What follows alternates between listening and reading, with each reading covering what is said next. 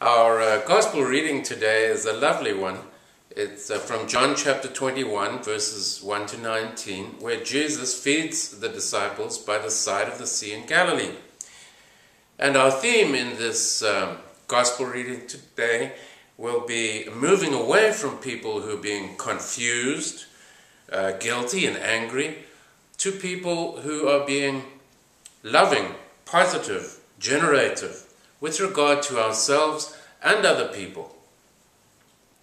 Some time ago, there was a news story on the sad side of that, negative side of that, about two Chinese women.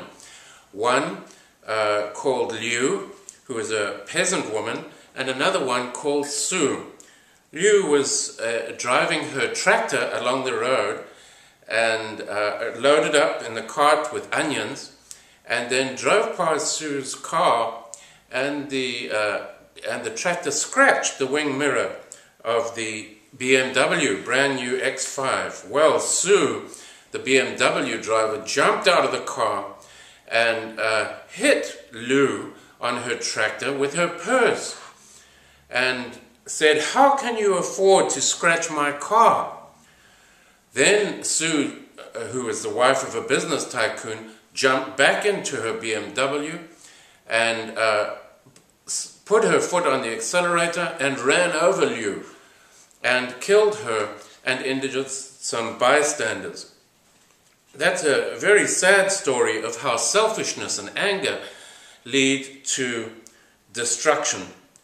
But on the other hand, I read a lovely story about a young man who sadly was born with HIV, Corsi Johnson. At that time, a child born with HIV would have lived only about 4 years old, for 4 years. And this little boy, when his mother was no longer able to take care of him because she was dying with the disease, was adopted by a public relations advisor called Gail Johnson. And Gail loved him and cared for him and involved both of them in some very, very positive activities. And that until he died. And he died not at 4 years old, but at 12 years old. So there's a story of how love and care can triple the life expectancy of a person. So we have two different stories. We have the Sue in her BMW, selfish, angry, and destructive. And then on the other hand, we have Gail Johnson and Corsi, who have left behind a wonderful story of love and healing and life. And that connects with our gospel reading today. This question of being confused and destructive and angry, or being positive and loving and generative and forgiving with regard to ourselves and other people. Now, in our gospel reading, we remember just before the arrest and execution of Jesus, how Peter made this great oath of loyalty to death to Jesus. And Jesus, in response, said to him, "Peter, before tonight is over, you will have disowned me 3 times. 3 times. Now, can you imagine if you or I stood before, let's say, before the altar in marriage to someone and made this, on this wonderful, happy day, made this great commitment of love and life to them.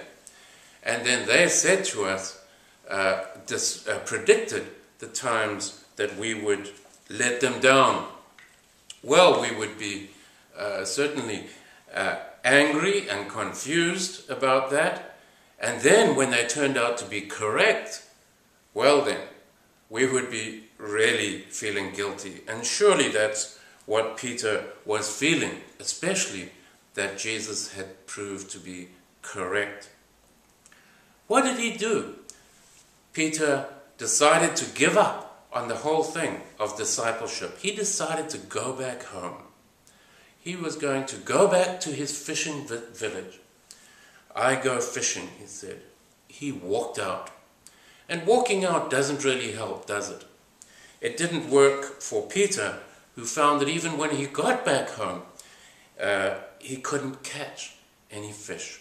No fish. Nursing anger, refusing to forgive, leads to pain. It makes a gap, and that gap grows larger. And the gap leads to disease and pain, and sometimes disease that hospitals and medicine cannot cure. But then comes the turning in that story. When the disciples of Jesus caught no fish, it changed when they followed Jesus' instructions.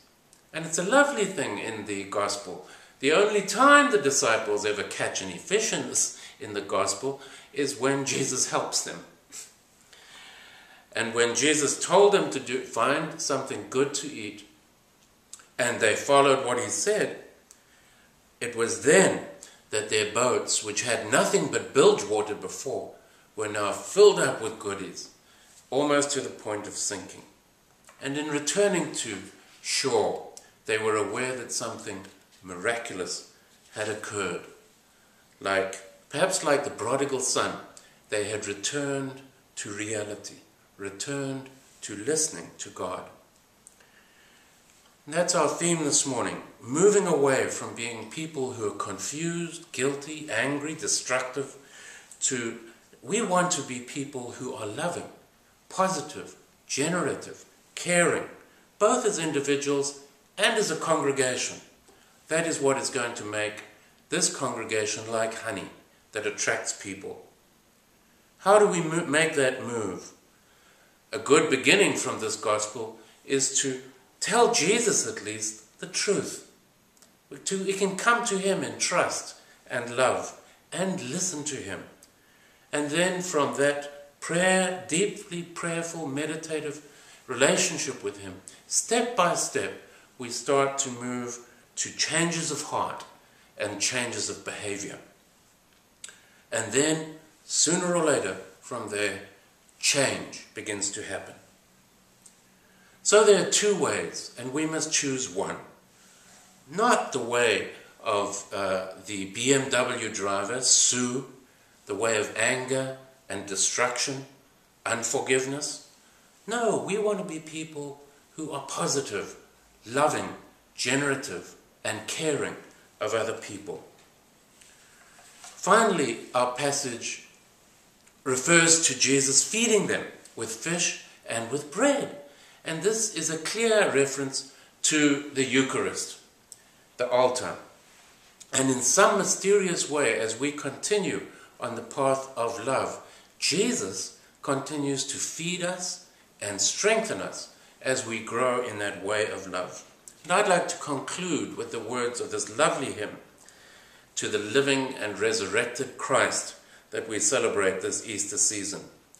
Christ is alive, no longer bound to distant years in Palestine, but saving, healing, here and now, touching every place and time. In every insult, rift, and war, where colour, scorn, or wealth divide, Christ suffers still, yet loves them all, and lives where even hope has died. In the name of Christ, Amen.